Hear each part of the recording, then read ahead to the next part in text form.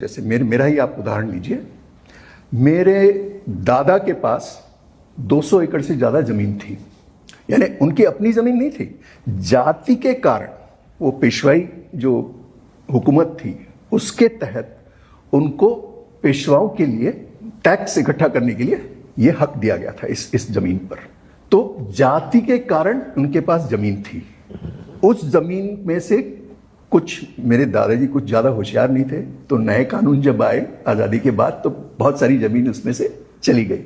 तो लेकिन फिर भी जो कुछ भी बचा था उसमें से कुछ जमीन बेच के मेरे पिताजी को और मेरे एक चाचा को, एक को मेरे पिताजी को इंजीनियर बनाया, एक को डॉक्टर बनाया।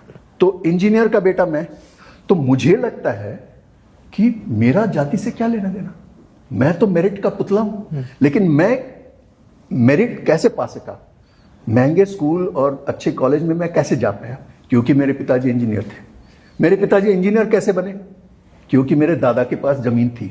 मेरे दादा के पास जमीन क्यों थी, क्योंकि उनकी जाति फलानी थी। कुछ और जाति होती तो उनके पास कोई जमीन नहीं होती और मैं यहां नहीं बैठा होता।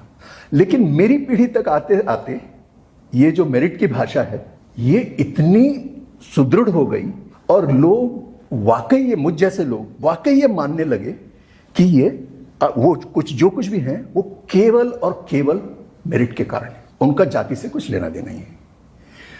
और दूसरी तरफ आप देखिए कि जिन लोगों को सबसे ज्यादा नुकसान पहुंचा है जाति से, उनको हर बार जाति के परचम के नीचे उनको आंदोलन